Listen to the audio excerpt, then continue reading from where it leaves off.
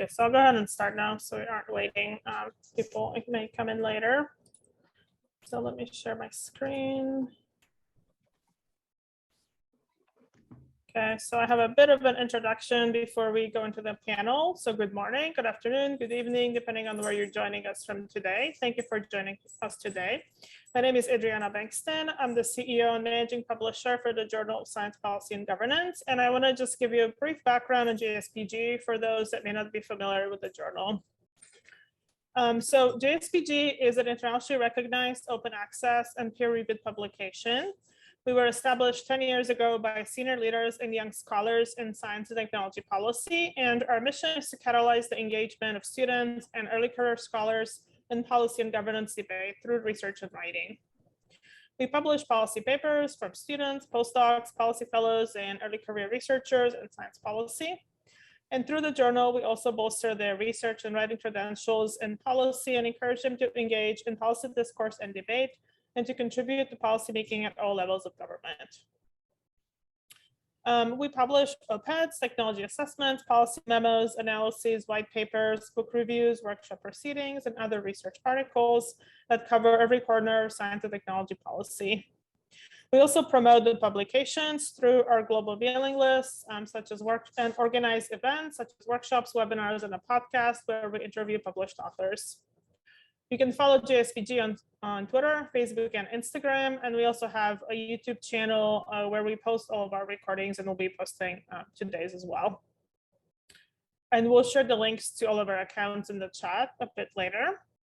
So moving on to the event today. To tell you a little bit about the special issue that this is centered on, so we have a call for papers open on strengthening youth-centered policy and governance of digital transformations in health. The deadline is August 21st, and we accept articles in a variety of formats. You can see more at the link bit.ly/JSPG Health Futures. The special issue is sponsored by the Lancet and Financial Times Commission on Governing Health Futures 2030, Growing Up in a Digital World, or GH Futures 2030. So this event is the first in a series meant to help inspire and empower prospective authors with expert perspectives on digital health, which can inform their submissions to the special issue. So we had a policy writing workshop in June. This is the first sort of discussion on this topic. And then following this conversation, we'll have a second webinar in July in 2 weeks prior to the submission deadline. So with that introduction, I'll move into today's event. If you'd like to type in the chat so we can learn more about you, where you're coming from, and something about how digital health has affected your personal health and well-being. So we can sort of use that to drive the conversation if you'd like to type in the chat now. In terms of logistics, please keep your microphones muted and turn off your videos. During the panel discussion, you can ask questions in the chat to our speakers. You can send them to myself or Naomi through the chat, and we'll make sure to select the questions. So just for a very, very brief background on this event, this webinar is focused on how digital transformations or the exclusion of their affordances are affecting all ages and all areas of life, particularly health. And we'll talk about how scaling up investments in health and education, overcoming digital health and digital and health divides, and training the current and future health workforce are required elements to ensure sustainable health features in the face of digital transformations. So we have a really distinguished panel here today, really grateful for their participation. And I'd like to just briefly introduce them, and then I'll turn it over to our moderator. So first we have Ilona Kikbush, who is the chair of International Advisory Board, the Global Healthcare, the Graduate Institute, and Sandra Cortezzi, who's the director of youth and media, the Berkman Klein Center for International Society at Harvard. And thank you both for joining today. Now I'd like to introduce our moderator, Naomi Lee, who's a senior executive editor at the Lancet. At the Lancet, Naomi handles peer review and commissioning with a special interest in surgery, health informatics, and medical technology. And as a part of the marketing and communications team, she also leads digital transformation for the Lancet group. Naomi trained in surgery, specializing in urology, and worked in the United Kingdom, Argentina, and Mexico. And she studied at Cambridge and King's College London. And with that, I'll turn it over to Naomi. Thanks for moderating today. Adriana, thanks so much. It's such a pleasure to be here and to be supporting this really exciting project, because when we imagine a commission from the Lancet, we imagine it as a huge piece of work. I'm sure Alona will be annoyed if I say anything else, but also as a starting point. And so to be able to be here today, talking to people, talking to you, talking to people who might take this as a starting point and kind of run with it is really, really exciting. So you asked me just to give a very few kind of opening comments about the commission. And so really just to outline what we as a publication see a commission to be, which is a mixture between evidence and advocacy, or a mixture between setting out the evidence, the scientific evidence of what is currently happening and an evidence-based strategy, but also some kind of opinion and direction of where the experts in the field see the field should be going, not just scientifically, but also to kind of underpin the foundational issues of social justice or to deliver best health. And so with those ideas at the center, what is an evidence-based kind of utopian path? That's the premise of a commission. And we'll often pick up a topic with a commission which is either underserved or it's under-researched. And digital health was neither of those, but when we began the work was definitely a very commercially influenced field, and one where academics, and particularly kind of policy academics, had done a lot less work. So we were absolutely delighted to kind of host and support the commission, and also to be part of the afterlife of the commission, which is partly hoping that people will pick up the recommendations of the commission, but it's also partly hoping that people will continue the thinking that the commission did, whether that's within the context of the commission or kind of sparking a whole wave of thinkers, researchers, policymakers, writers to take the topics that were set out in the commission and run with it, basically. So I'm going to pass over now to each of the panelists, who I've asked to give not only a kind of brief introduction to the topic, but also to kind of outline their personal involvement with it and how they ended up here on the webinar and talking about the subject. So Sandra, I'm going to pass to you first, if that's okay. Thank you so much, Naomi, and thank you also, Adriana, for inviting me to this session. I'm delighted to be here. So my name is Sandra Cortezzi, and as you previously heard, I'm the director of the Youth and Media Project at the Berkman Klein Center for Internet and Society, which is a research center at Harvard University. Kind of for those who are here kind of more from the academic field, I'm also a fellow at the Berkman Klein Center and a senior research and teaching associate at the Lancet at the University of Zurich, and an adjunct researcher in communication at the Department of Communication and Culture at BI Norwegian Business School. But enough about titles, maybe let's say a few personal things. As you can hear from my accent, I lived large parts of my life in Europe, in Switzerland more precisely, but I grew up in Latin America and have been living for the last 13 years in the United States. By training, I'm a psychologist, so I studied psychology in Switzerland, and just after graduation essentially moved to the US. I work at a research center at Harvard, but I would say it's a research center very well known to translate research into policy, or maybe more specifically to translate research for those who make decisions. I'm personally really excited to work with people in different governments around the world, but also working with international organizations, the UN particularly, and working with those making decisions within tech companies. How I ended up in this session, well, I have been delighted and really excited to contribute to some of the work that the Commission has been leading, very much championed by Ilona and the team.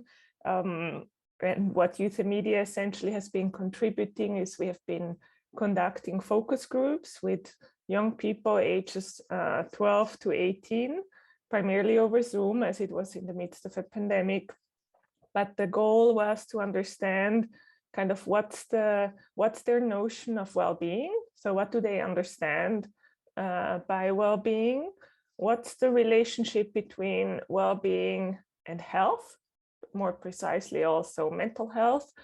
And then to what extent does the absence of digital technology or the kind of existence of digital technology contribute or somehow impact or determine their well-being, and with it possibly also their health.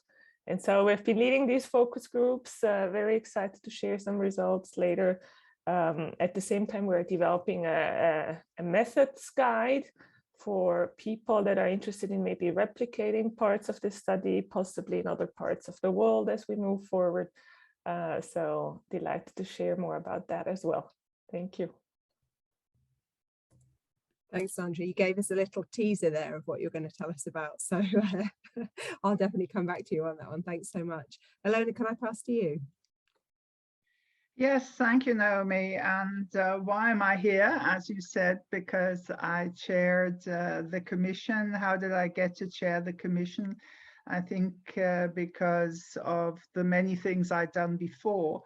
And I think it's already perhaps one of the messages to some of our audience. Sandra just explained how she moved back and forth between continents, how she works with different institutes and organizations, also in different languages, etc., etc.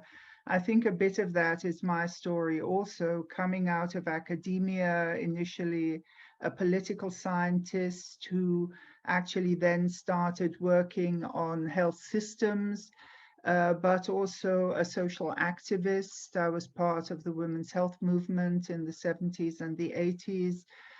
So for me, always this interface between academic work and social action, which is why I was also so keen that young people be part of the commission, have a voice in the commission, because I very strongly believe in social movements and what they can achieve. But at the same time, I took the big step and actually entered one of the world's largest bureaucracies, meaning the World Health Organization, and spent a fair bit of time there. And again, with the intention of what can one change, how does one change thinking about health? And I guess that's always been a motive in my life. How do you change thinking about health, and who do you involve? And how do you make sure that when you say health, you really mean health, and you don't mean medicine and the so-called health system? And I was one of the initiators of quite an important document that is called the Ottawa Charter for Health Promotion, that codified some of this thinking. I created new initiatives like the Healthy Cities Initiative, which became a very global initiative, and a range of other things. And after doing that, I felt, well, maybe I should go back to academia again. And I went to that other big university in the United States, not Harvard, but Yale, and built up the global health program there. I love starting things, building things, but trying to make them sustainable for others to take over. And I think it's in that context, and because then I had created the Global Health Center at the Graduate Institute in Geneva, that the organizations wanting to start this commission felt they needed somebody who did have academic credentials, but had experience in working with policymakers, with very different stakeholders, and being able to manage a complex enterprise. Because Naomi explained what a commission is supposed to do, but ours had a little bit of extra challenge, because to some extent we were asked to look into the future, because there's practically nothing right now that is evolving as quickly as the development of digital technology, and that is influencing society to such an enormous extent. And therefore, one of the things that became clearer and clearer as we moved forward with the Commission was, no, we're not talking about digital health. We're talking about a major transformation in society, a digital transformation, and that impacts health and, of course, health systems in a whole variety of ways. And we need to look at the governance that ensures that this transformation is fair, that it does not create new divisions, that it supports people, that it is just, that it is based on human rights. And therefore, this governing health futures became the key theme. So that was the exciting, challenging work, and it was great fun, particularly because we involved young people. Thank you so much. I mean, I've learned a lot there from both of you, that the key is almost to kind of keep going, keep moving, keep accomplishing something, and looking on to the next thing. So thank you. I hope others in the audience have a link that. to Switzerland. That also seems to be the magic ingredient. I'm not sure.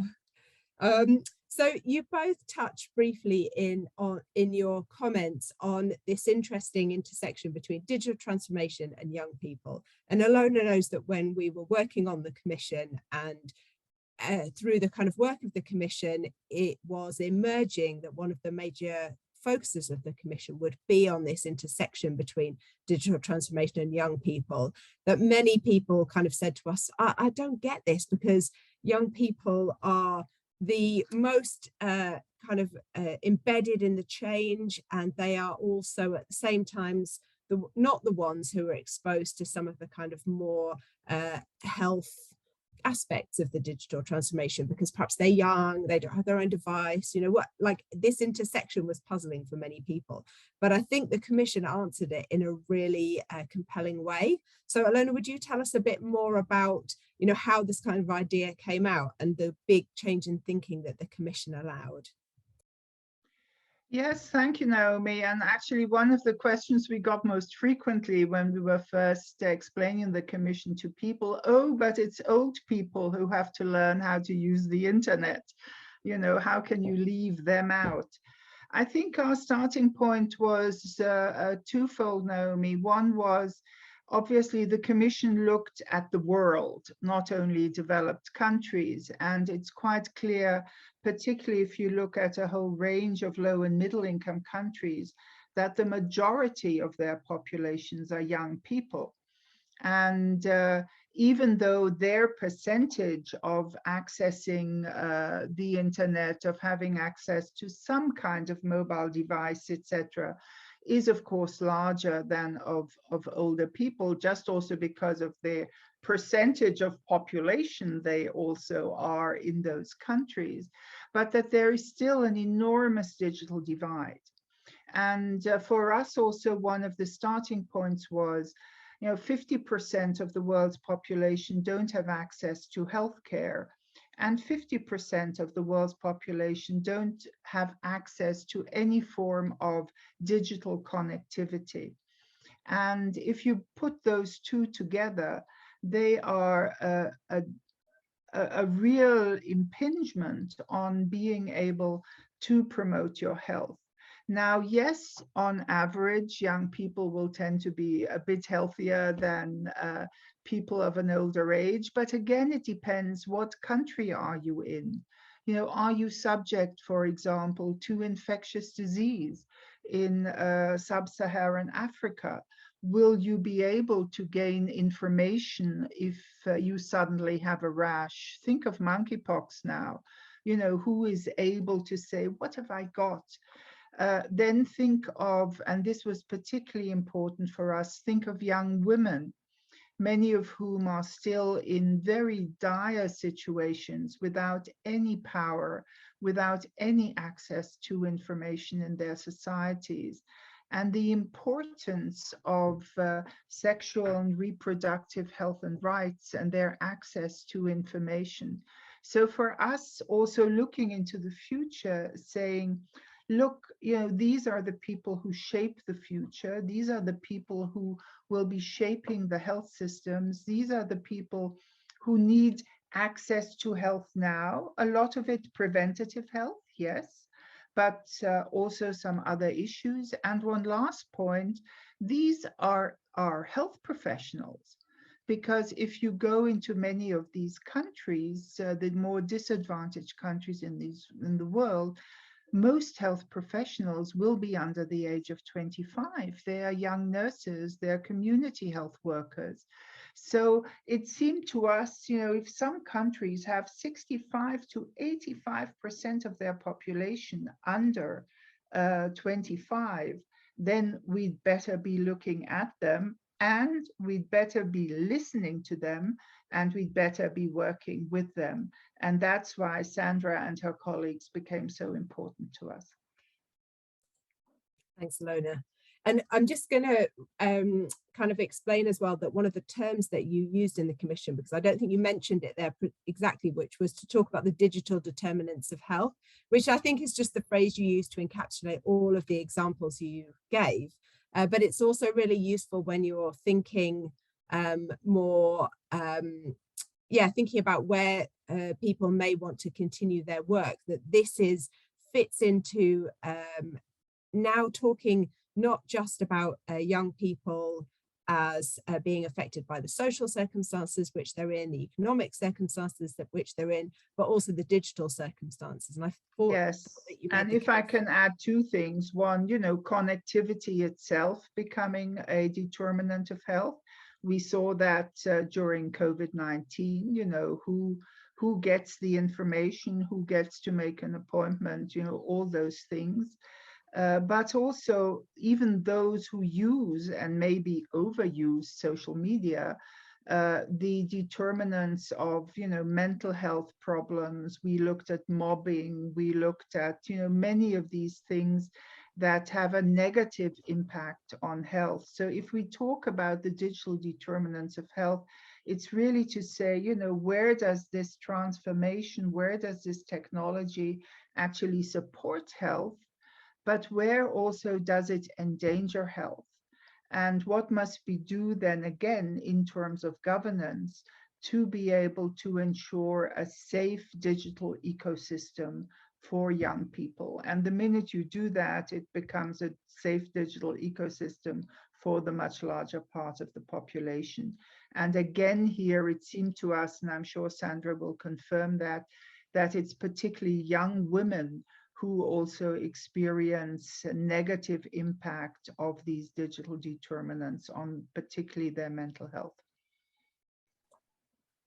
Thank you so much, Ilona. So Sandra, I came to you second, even though you'd given us this teaser telling us about you were going to explain some of the findings of your work. Can you let us know, what did the young people tell you in your research?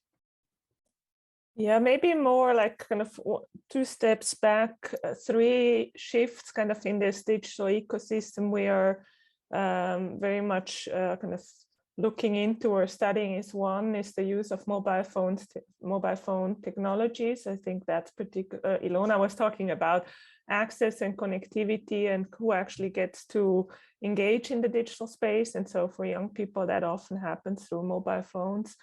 And so how does that then look like if that's your primary entry point? We studied and we asked a lot of questions around the spaces young people are in, particularly social media, but also other spaces they are excited to be in.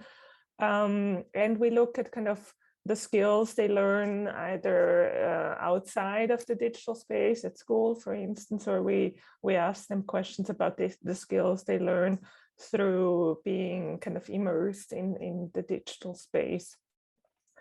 Throughout the focus groups we've conducted, obviously digital technologies play a significant role in young people's lives, particularly those who have high quality access to it, but I would say more also to those who maybe have less good connectivity, because it touches on many areas of their lives, from building friendships to education to broader questions about access to information. And it does touch on many issues that connect to kind of also young people's rights, from basic things, again, like being able to inform oneself about health, or being able to learn and be educated around health and well-being. It also connects kind of to the right to express their views. Think, for instance, this week in the US, particularly about abortion and expressing your views in such a context, but also kind of their rights to leisure, so to spending their time online, their free time, if you so want to. And again, there it connects to their health and well-being, because the digital space does allow them to stay connected to their friends and build meaningful relationships.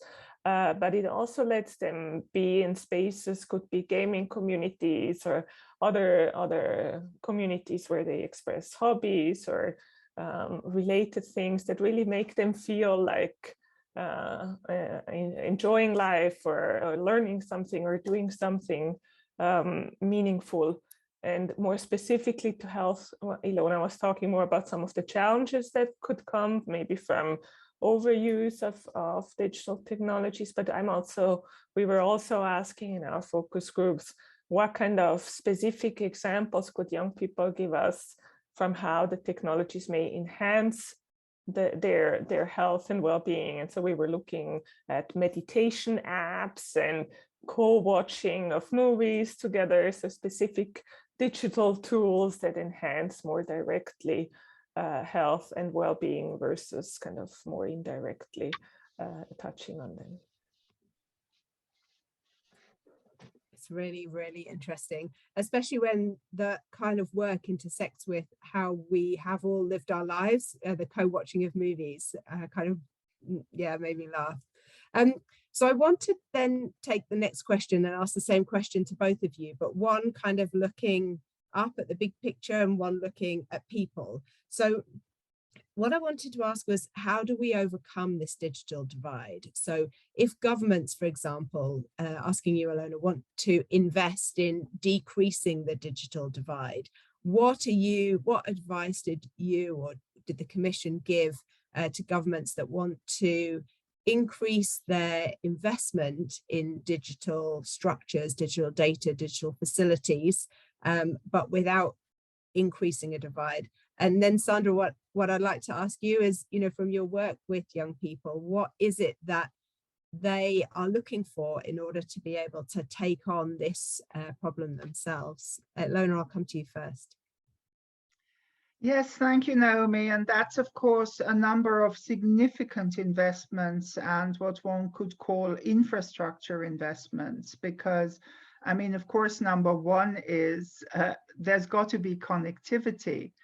But even if you have connectivity, a whole range of other things are related to that, like, electricity, for example. How do you load your devices? What kind of device do you have access to? Does only the head of the household, have the access to the device and not other people in the household?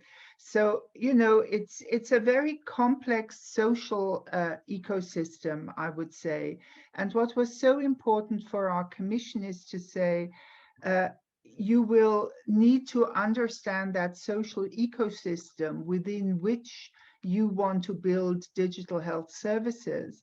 Because, if you build a digital health service for women and women don't have access to the mobile device because the head of household makes sure they don't, for all kinds of reasons of patriarchy, then, your investment hasn't been a good one. So the answer is never technology alone. It's never infrastructure alone. It's never energy alone, but at the same time, you need all that to be combined with with the social dimensions of access, of participation, of empowerment, because as Sandra also indicated, these technologies can be a tremendous source of empowerment if they can be used not only by individuals, but also if they can be used by communities. And so we particularly also looked at examples where communities, where cities, etc., had tried to use these technologies to be able to share information, to be able to share data, to be able to share knowledge.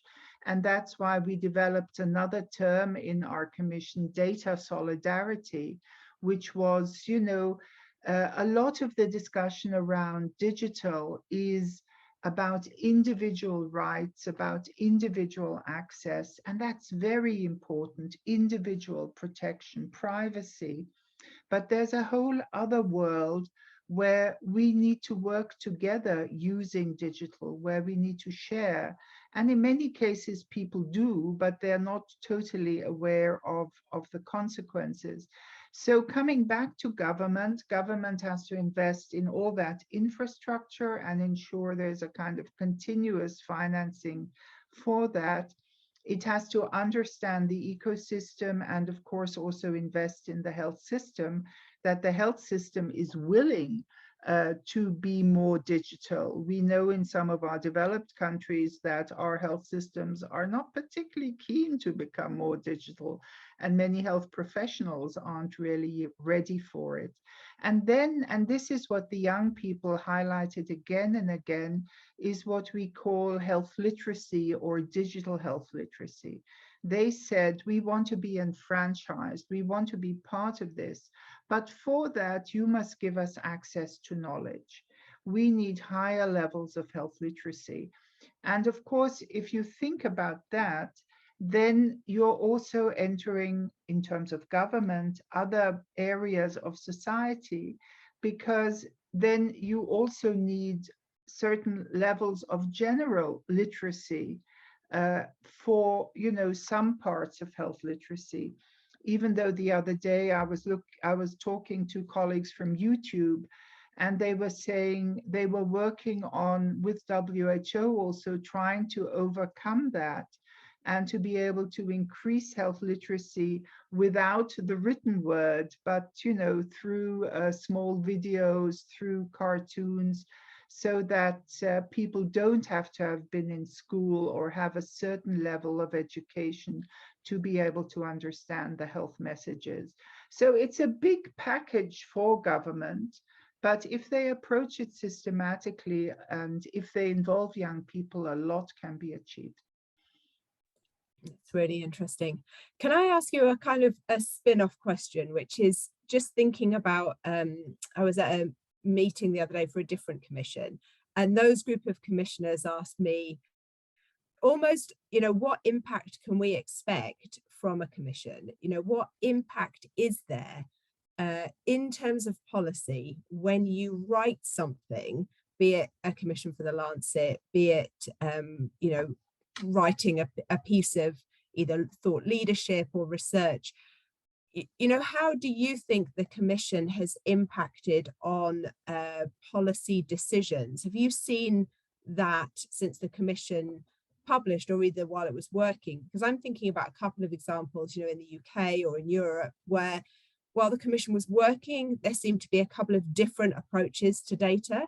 But it seems like now people are starting to get behind this idea of data solidarity, and it's gaining ground. So I just wondered if you could comment maybe specifically on the commission, but then also more generally how you can impact thinking.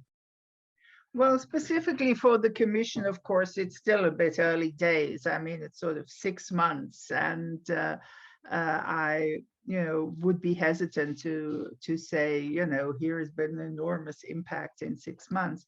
But there are elements that apply to our commission and I think to others.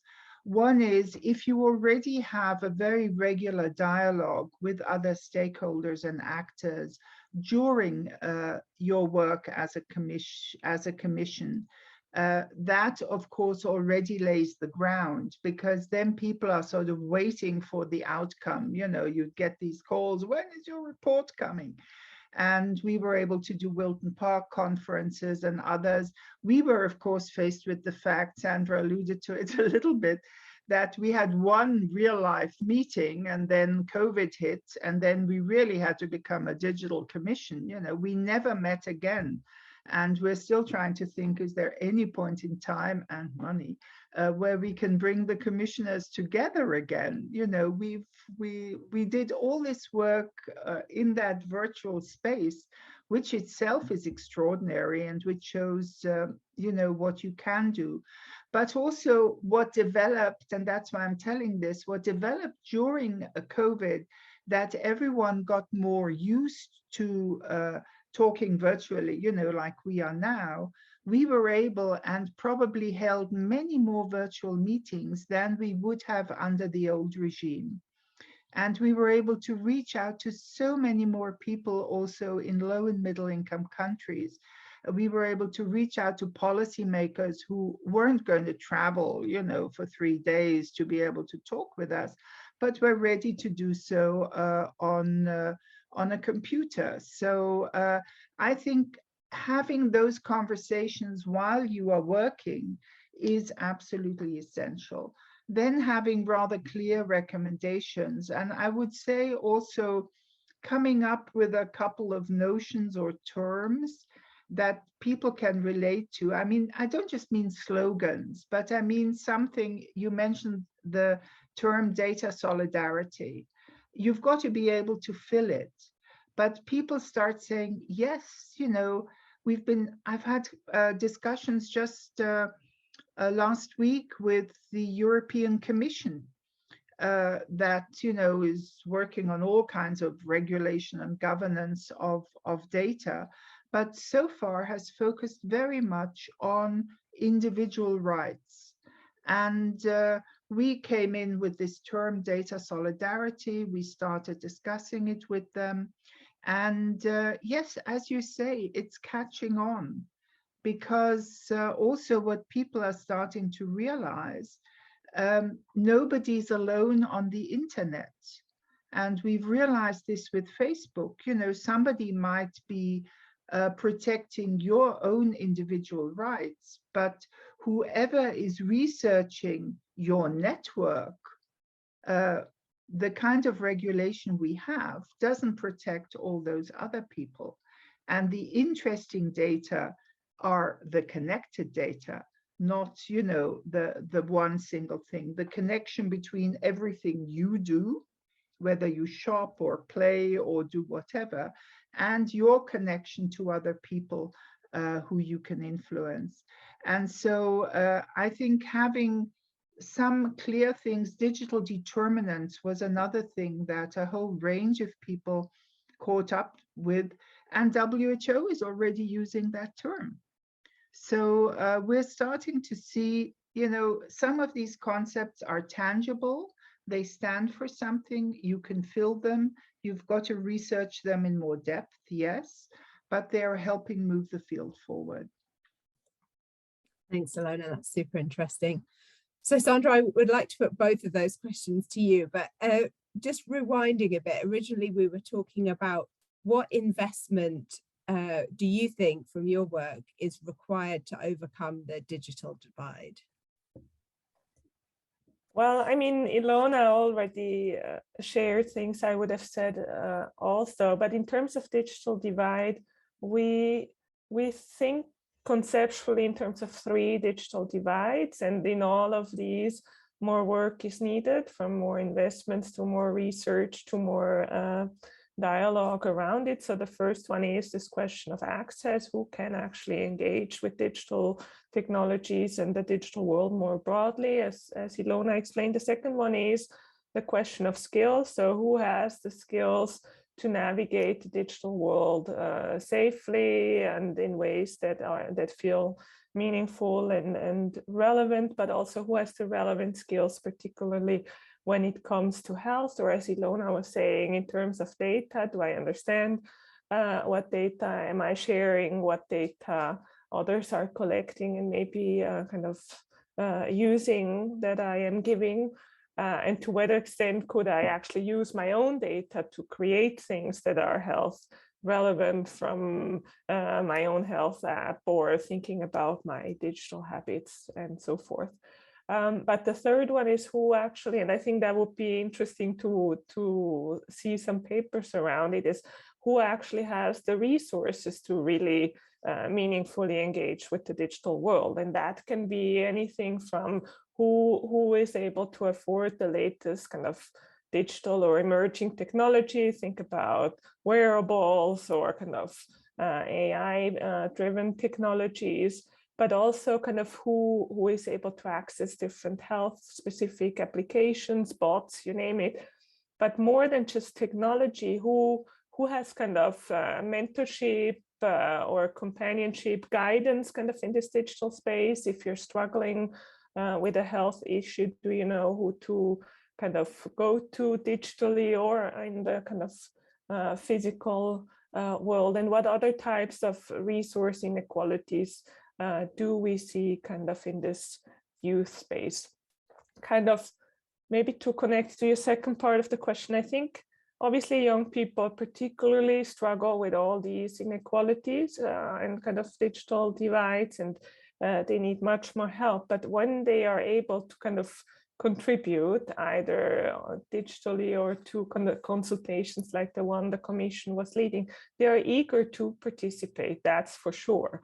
I think it's often us kind of adults that struggle to find meaningful kind of entry points or models available, and that's one of the other things Youth and Media studies extensively is what are the participation models that allow meaningful youth engagement, from youth labs to youth boards, co-design, participatory research, as we do at Berkman Klein, and others. So I think what was really fascinating about the Commission is this big emphasis on youth voices and actually finding these ways to engage them.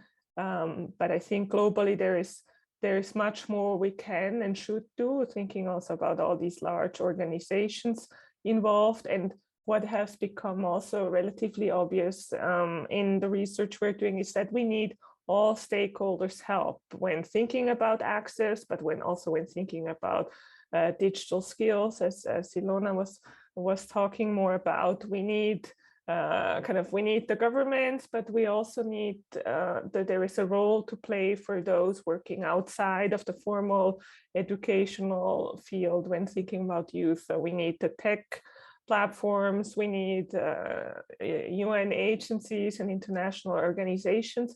And we need to think more creatively about the different spaces young people are engaging with health-related questions. So could be museums, libraries, but maybe also spaces kind of within the health field more specifically. And so that I'm excited to continue to explore, and how can we leverage these opportunities across kind of youth communities.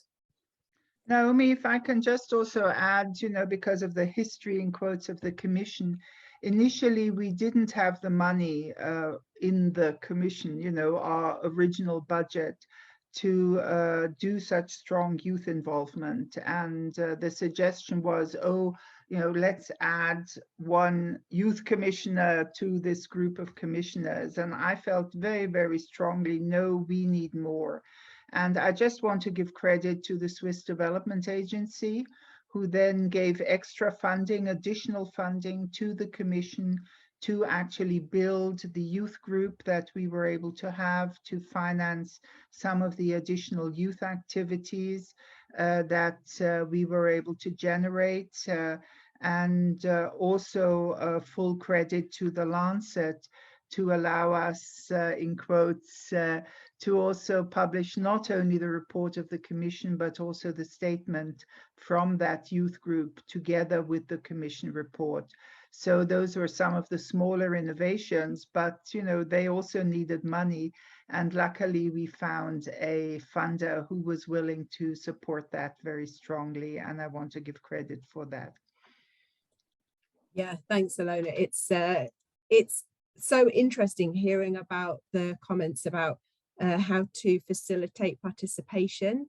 And it's something that we at the Lancet have, I would say, struggled with in many different ways. You know, obviously, Alona, you did it really well through the commission. Sandra, you've got experience of this, so I'm really interested to learn. I was at a meeting just earlier this week where the organisers had brought some early career researchers in to kind of work on the commission with them. And I think as an editor, you know, there are two kind of key parts to any good bit of work. The first is that it's rigorous, it's methodologically rigorous, it's kind of placed in the current debate. But then the second main part is novelty.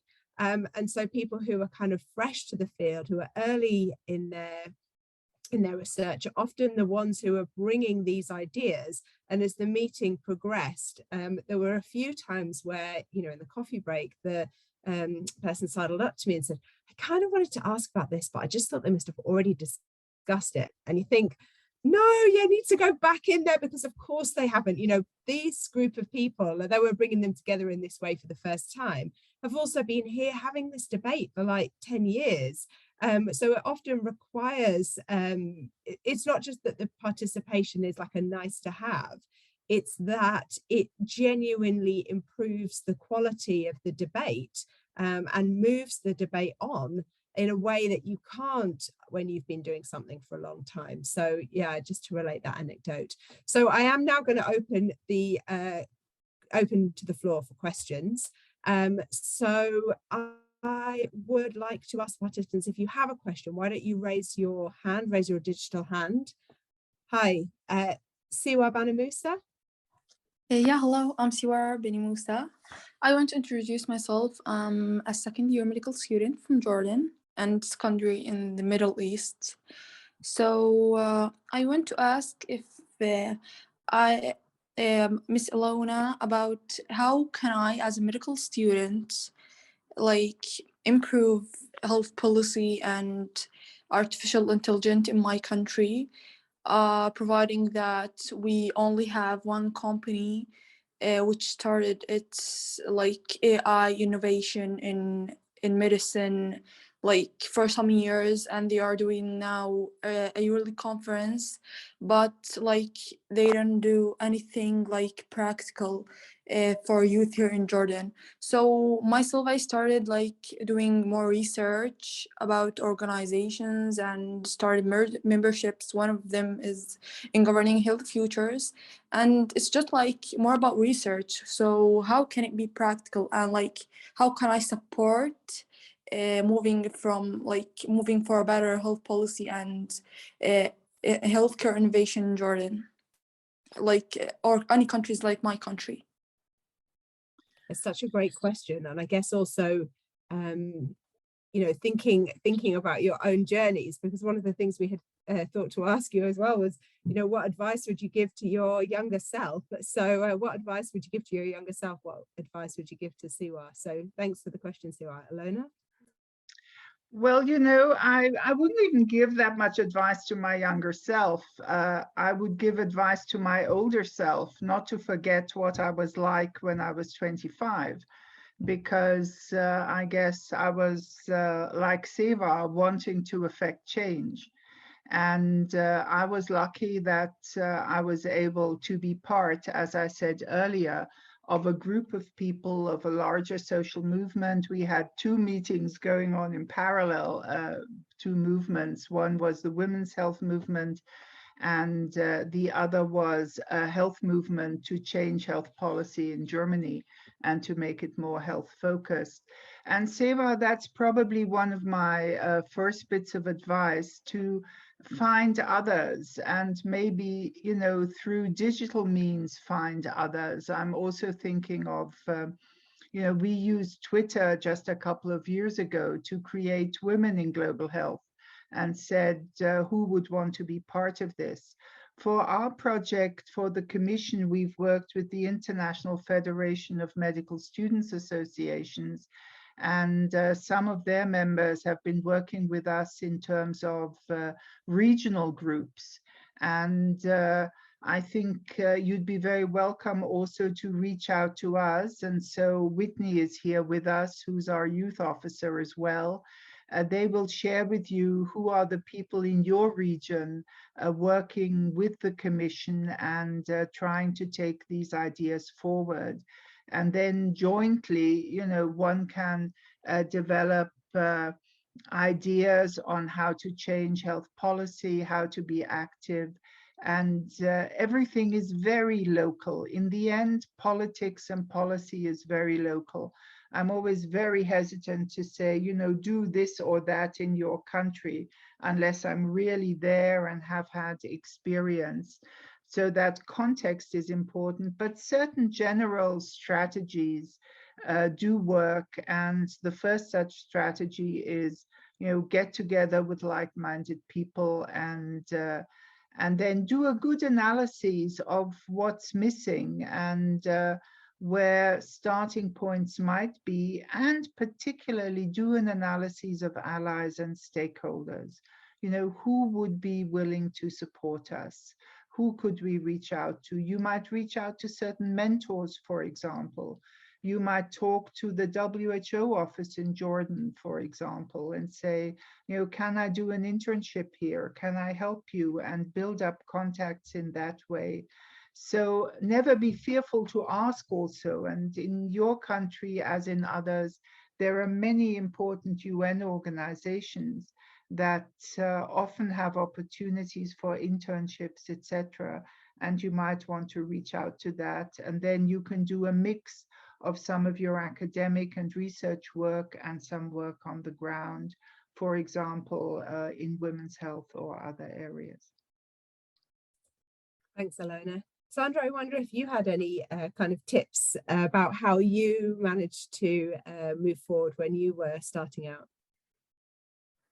Well, it was a lot about kind of what Ilona just shared. So honestly, it is kind of all about building communities, joining communities, mobilizing communities to then impact other types of communities. So I also joined a group of scholars, and through that new doors opened up. But maybe two other reflections. One is kind of we at Youth and Media have been investing a lot of work into translating what we find from research into learning experiences for young people specifically. So we have a platform where I can share the link here called dcrbp.berkman.harvard.edu, where you can go and learn more about certain issues, could be privacy or data, or you were mentioning artificial intelligence. So we have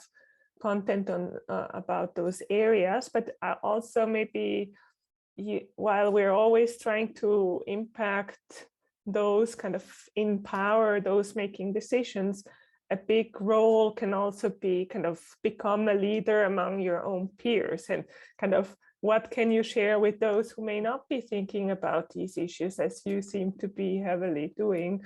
And so could you use on the DCRP, we do have also resources you could use as a starting point to teach other people around you about these issues. So could you, not to add more burden to your already complicated life as a medical student, but could you become a champion among your peers on particularly these digital issues and kind of mobilize in that sense? I think that would be maybe one other way to go about it.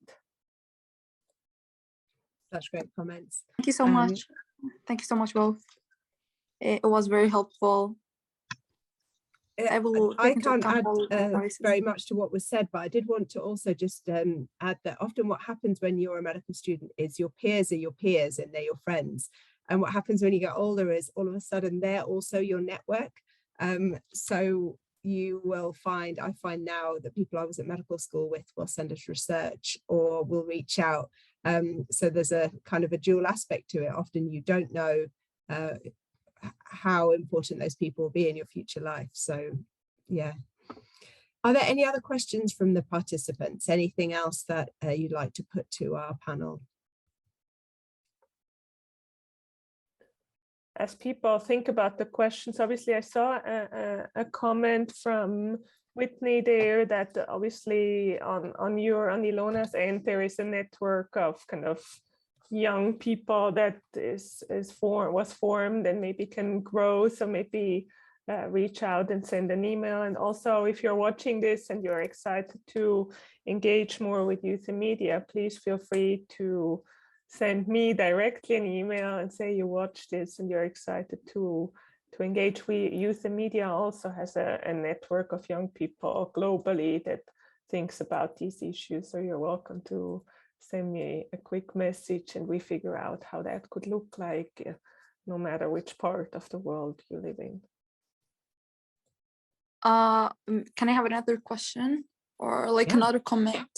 So as a medical student, I would likely love to like hear from like experienced people like both of you, and like know more about the journey of like engaging in such series, because now as I take memberships and do research, more of my research or like most of the work I do is like it's like rejected in my associations, in the associations I'm joining, or in my country, like in my university, like because of no budgets, like they are most like about budgets or like about timing. So I'd likely know more about these things or like the obstacles or like how to face them. Is that just to double check it? Is your question about when you're putting work together, either whether it's a submission or a request for funding or a proposal, how do you improve your chances of getting it? Like accepted? Like how to build more like how to build my CV or my resume or like how to be more effective and more like convincing when I go to an organization and talk about the things that we need in our world today. Great question. Sandra? Well, it's not an easy question, as you may not live in an easy country. So, but I would say in part of what often helps is if you share what you're thinking and what you're at least in your head processing and discussing with yourself with others. So I often recommend young scholars to at least start blogging, or if you like other formats, videos or audio, to start with your own audio and video capsules, or start to share what you really are interested in and excited about. So when you apply somewhere, or you reach out to someone, there is a place you can point people to where they can learn more about you and your work. And I think that often helps. And as Ilona was saying, often, for instance, the kind of UNICEF has, for instance, a great program called Voices of Youth, but there are other UN entities in many of these countries that are eager to connect with you and kind of amplify your work and share it with others. And that often helps. But people need to know who you are and what you're excited about to be able to really connect with you. So I think that would be my first recommendation. And second, it's really if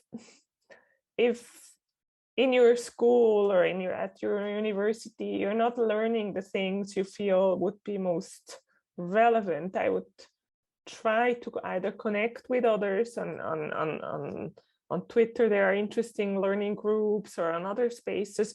Try to see how you can add those skills to your repertoire outside of school. So there are a lot of courses available for free online, or other ways you can add to your resume. But it's often, I know it requires a lot from you, and I'm sorry about that. But I would start there, thinking through kind of these two elements, and never give up. There are many moments when I thought what I was doing was not landing well or was not enough, and you try again, and you find really online is often the way to go. You find people that are excited to work with you. What you have to say is really valuable, and you connect. And we're full circle back at the previous question. You build the communities and the networks. But maybe those two elements I would add. Well, if I can add something else, well, two things. One I already alluded to is, be proactive in finding a mentor. It's really very, very important to have someone, to be able to link up with someone, and don't, hesitate to ask somebody. And if necessary, you'll have to ask 2 or 3 people, and, never give up, as Sandra said. But the other thing, and of course, I've not been a medical student, I'm a political scientist. But one thing I always recommend is don't only stick to your own field. And that is, look beyond the borders, and, make sure at your university or where you are that maybe you have a political scientist or 2 as a friend, or an anthropologist, people who think differently. That really widens your own perspective, because health is such an interdisciplinary field. I think the sooner one understands, that the way people from other disciplines think is very, very important. I'm still trying to understand the way medics think, Naomi knows. So it's probably the other way around as well. And the third thing then is, don't only think professionally in your life. Sandra alluded to the fact that there is a lot of work, and particularly if you're building a career, it is a lot of work. But I always recommend, have another part in your life where you develop other skills. And as you get older, you will realize how important that also is to your professional life. And I'll give you an example you'll probably never think of. I worked as a disc jockey.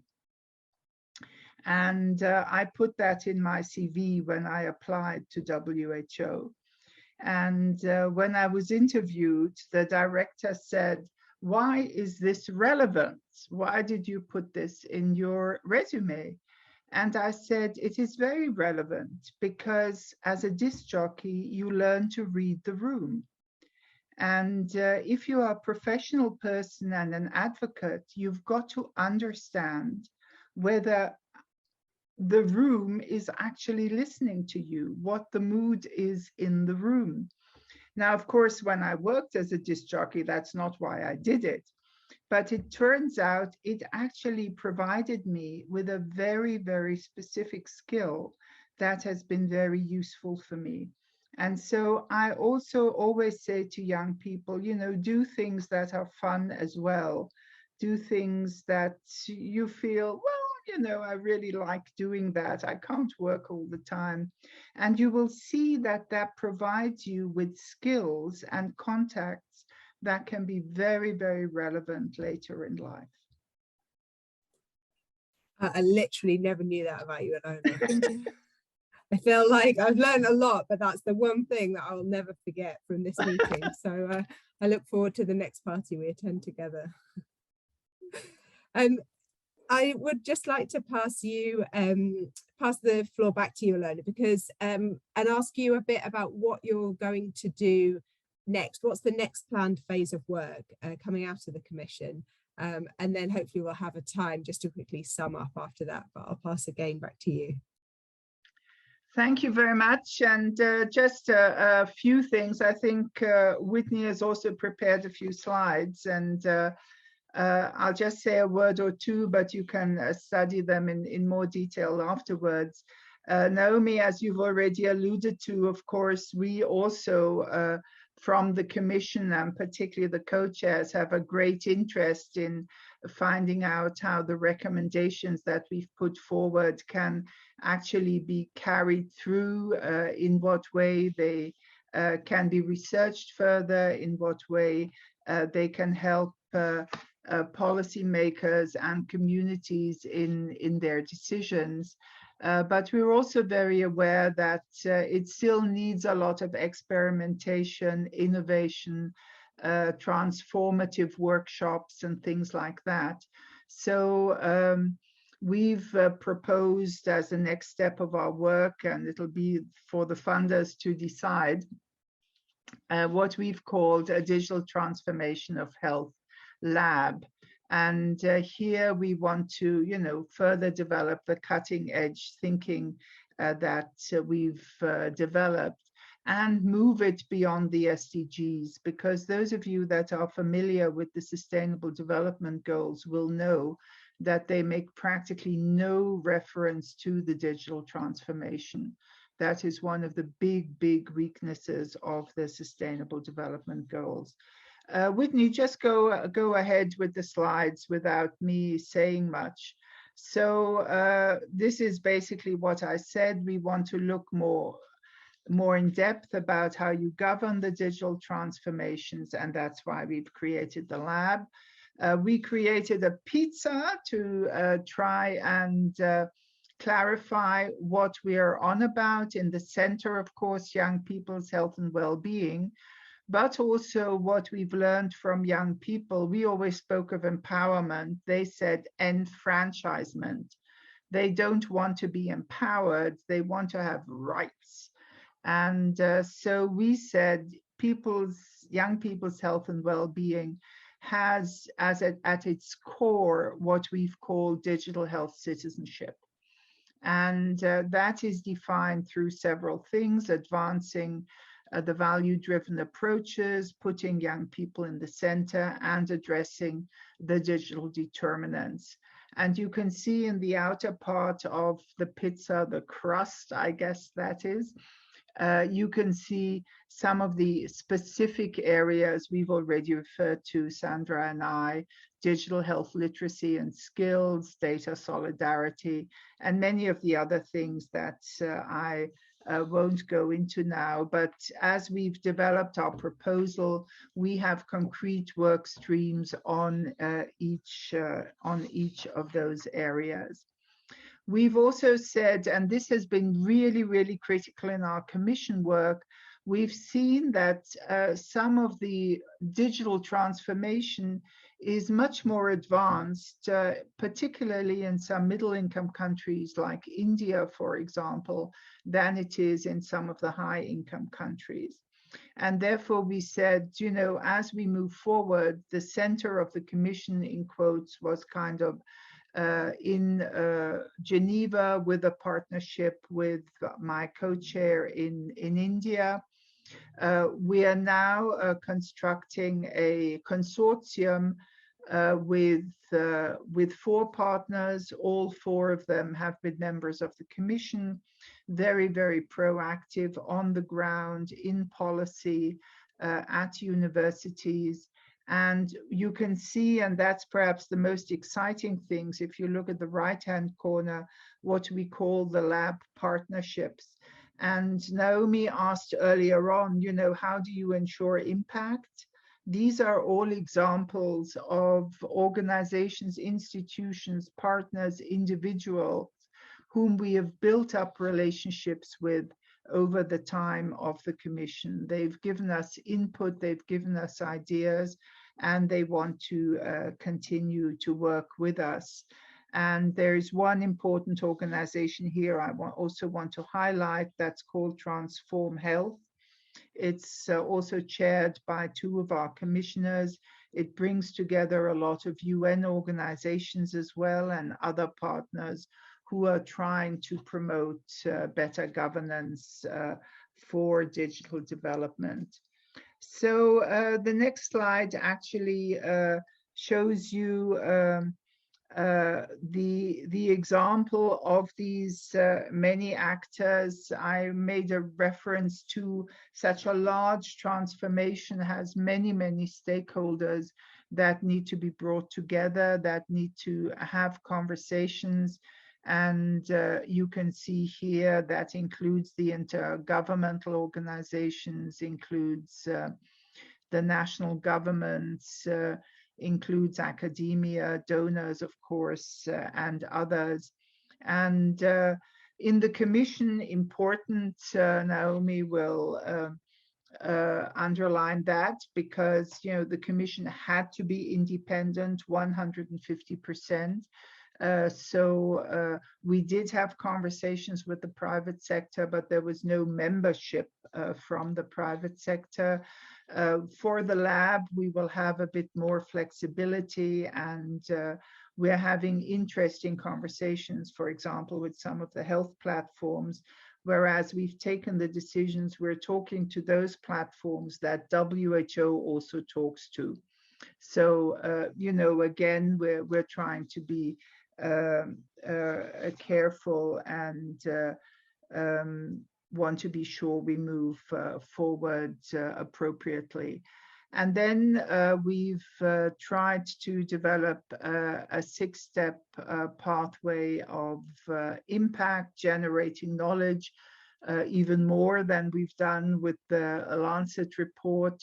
The importance is to co-create governance solutions at many different levels. We've talked about sandboxing, and the colleagues in India are already working on that to develop proof of concept and demonstrate feasibility. And then, we want to continue to promote innovation. And one of the areas we've put a special focus on is to move this issue of data solidarity forward.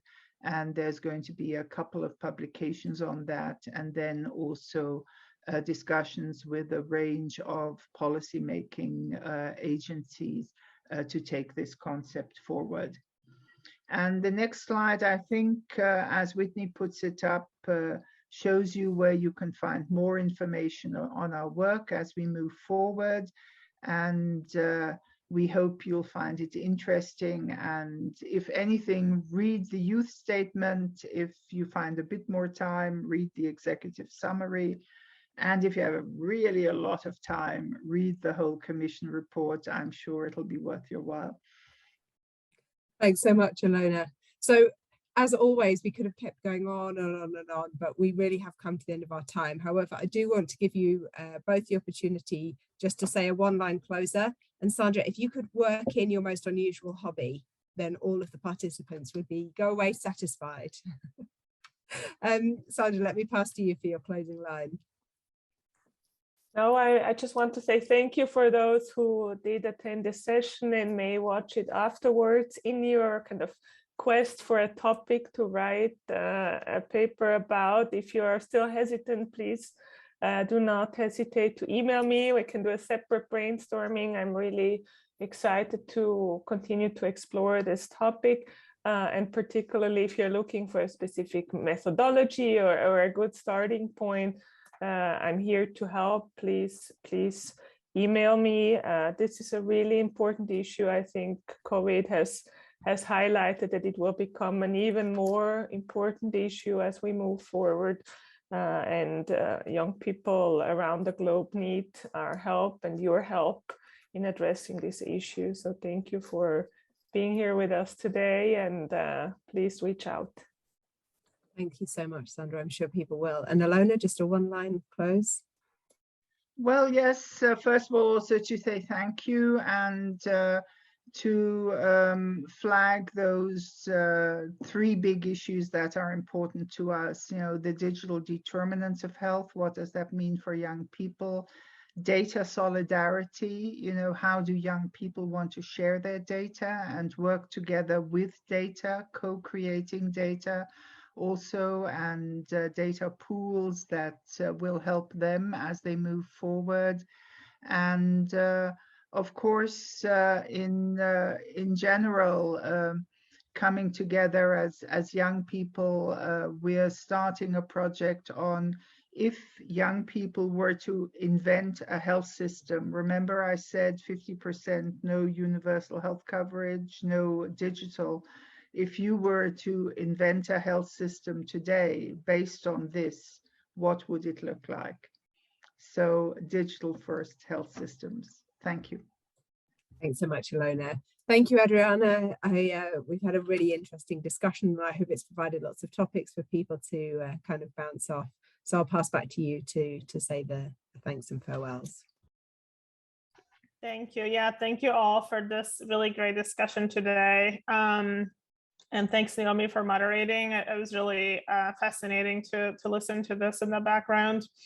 And also just want to thank GH Future 2030 for partnering with us on this event and all the special issue. Again, I share the call for papers in the chat, bit.ly/JSPG Health Futures. So feel free to reach out to us if you have questions about the call for papers. And in preparation, as I said, we still have another webinar. So let me just share this. So in 2 weeks, this is our second webinar on governing health data to increase public value and trust.